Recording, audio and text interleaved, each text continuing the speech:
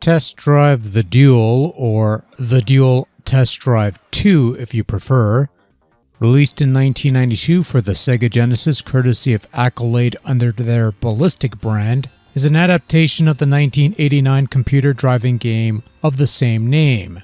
There is also a Super Nintendo port that came out around that same time.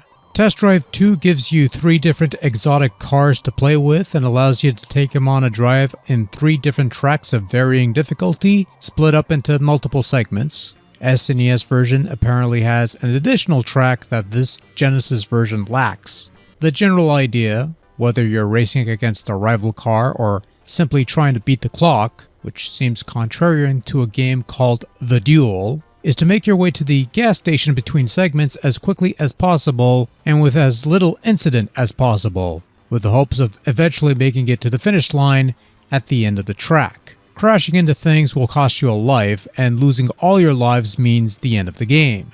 There are other penalties to entail, such as getting nailed with a speeding ticket by cops, blowing out your engine, and even running out of gas, which typically happens if you speed past a gas station along the way.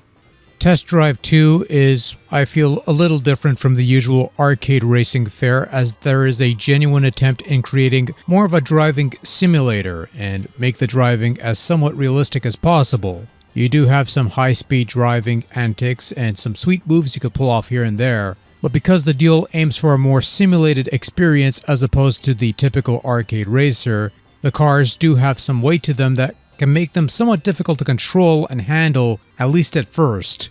There's a bit of a learning curve in figuring out how these things handle, particularly in regards to perspective, since the first-person cockpit view, while neat, does limit your field of vision, and it's not always clear what the margin of error is regarding potential crash scenarios. There'd be times where I'd think I'm going to crash into a car coming at me, only to barely escape, whereas so much as a love tap on a car in front of me, just tailing him, is enough to damage your car and cost you a life.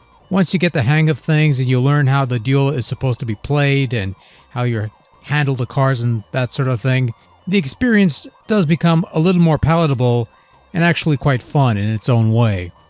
I don't think I ever played the old Test Drive games on the computer, so I can't really say how this would compare to that. I'd imagine the computer versions being the more ideal versions, what with the subsequent expansion packs that would get released for those formats. You couldn't really do that with this console version since lock-on technology was still years away, and so the replay value does become quite limited once you've cleared all the tracks and won all the duels, in which you're rewarded with a 30-day jail sentence and revocation of your license due to excessive speeding, reckless driving, and evading highway patrols. Oops. At first glance, Test Drive 2 is not a bad looking game for what it's trying to accomplish visually. I like that each of the 3 cars have their own little dashboard, including the shift stick on the side, giving you the feeling of driving these different vehicles. And everything on the dash does function to some extent, which adds to that realistic flavor. The background scenery looks pretty good. The various cars and figures you come across look fairly decent, even if the scaling isn't quite up to super scaler standards.